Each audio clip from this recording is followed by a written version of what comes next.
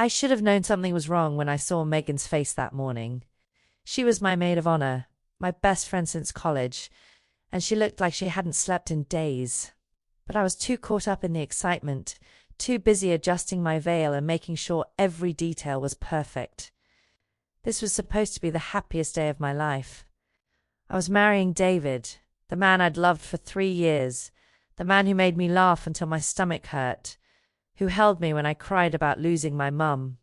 Everyone said we were perfect together. His family adored me. My dad was walking me down the aisle in an hour. The church was filled with white roses, just like I'd always dreamed. I was checking my makeup one last time when Megan knocked on the bridal suite door. Her hands were shaking. She was holding a manila envelope, and her eyes were red. "I need to show you something," she whispered. I laughed nervously, thinking maybe it was a sweet surprise, a letter from David. But her expression stopped me cold. She handed me the envelope. "I'm so sorry, I found out 2 days ago. I didn't know whether to tell you, but I couldn't let you do this without knowing the truth." Inside the envelope were printed screenshots. Text messages, dozens of them, between David and someone named Lauren. The timestamps went back months, some from late at night, some from mornings when he told me he was at the gym. The messages were explicit, intimate, filled with inside jokes and plans to meet up. There were photos too. Her in his apartment, the one I helped him decorate. Him kissing her neck at what looked like a bar I didn't recognize. My hands went numb. I read one message over and over. "Can't wait until this wedding circus is over and we can just be us again." My vision blurred. I could hear the string quartet starting to play downstairs. Guests were arriving. My father was probably pacing in the hallway, waiting to walk me down the aisle. Megan knelt beside me, her hand on my shoulder. I hired someone to follow him after I saw them together at a restaurant. I wasn't sure at first, but then I couldn't ignore it. "I'm so sorry." I looked at myself in the mirror. The white dress suddenly felt like a costume. Everything I thought I knew about my life had just shattered. I don't remember making the decision. I just stood up, walked out of the bridal suite, and went straight to where David was waiting with his groomsmen. He turned around with that bright, confident smile, the one that used to make my heart race. Now it made me sick. I handed him the envelope without saying a word. He opened it, and I watched the color drain from his face. His best man looked confused. David tried to grab my hand. "Babe, wait, let me explain. This isn't what it looks like." I pulled away. "Don't." My voice was steady, cold. I walked back down the hallway, past my father, who was calling my name, past the coordinator, who was frantically asking what was happening. I went to the microphone they'd set up for the ceremony, and I took it. 200 people stared at me. I saw his parents in the front row, confused. I saw my relatives, my co-workers, everyone dressed in their best, holding their breath. "There's not going to be a wedding today," I said clearly. "David has been cheating on me for months. I just found out. I'm sorry, you all came for nothing. But I'm not sorry I'm walking away." The weeks after were a blur of cancelled honeymoon plans, returned gifts, and awkward conversations. David called me 63 times in the first 2 days. I blocked him after the 10th voicemail where he cried and begged. His mother showed up at my apartment claiming I'd humiliated their family, that I should have handled it privately. I closed the door in her face. What hurt most wasn't the betrayal itself. It was realizing how many signs I'd ignored. The nights he came home late smelling like perfume.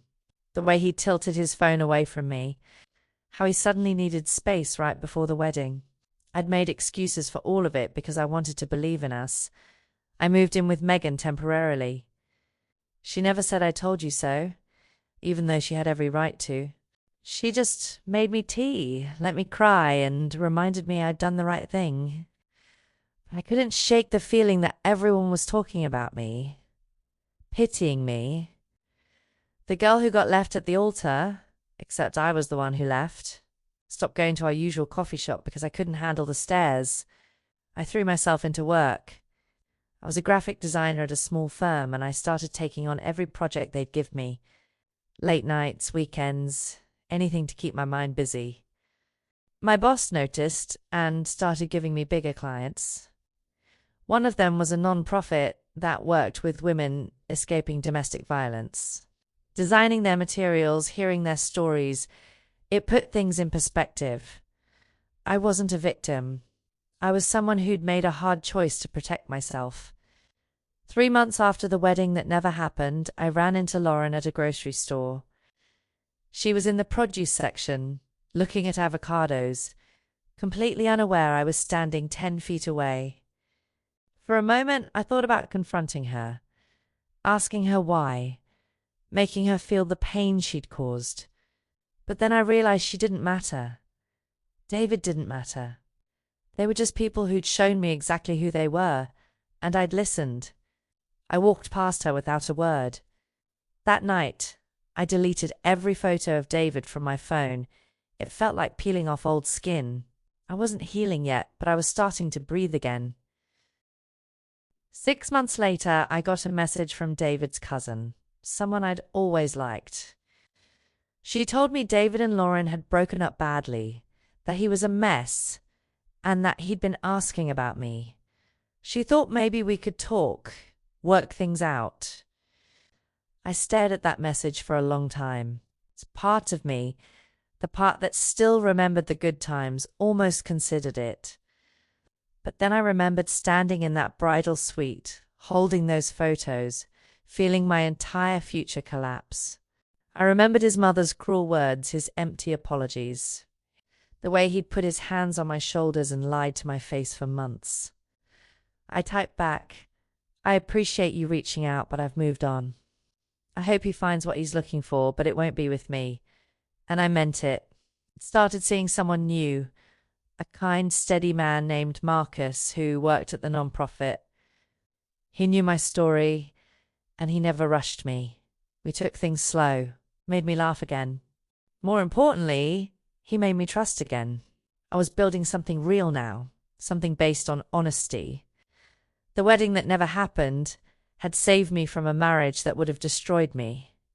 1.5 years after I walked away, I got an invitation in the mail. It was from Megan. She was getting married. The ceremony was at the same church where mine was supposed to happen. I held the invitation in my hands, and I felt something shift. This wasn't about erasing the past. It was about reclaiming it. I called her immediately. "Are you sure about the venue?" I asked. She laughed. "I wanted to ask you first. That place doesn't belong to him or to what happened. It's just a church. But if it bothers you, we'll change it." I thought about it. "No," I said. "Let's take it back." On Megan's wedding day, I stood beside her as her maid of honor, in the same bridal suite where she'd handed me that envelope. But this time, there were no tears, no panic, just joy. I helped her with her veil, made sure her dress was perfect, and when she looked at me with grateful eyes, I knew we'd come full circle. I watched her marry someone who deserved her, someone who showed up with honesty and love. And I realized I wasn't haunted by this place anymore. I transformed it. During the reception, I stepped outside for air. The garden was lit with string lights, and I could hear laughter and music drifting from inside.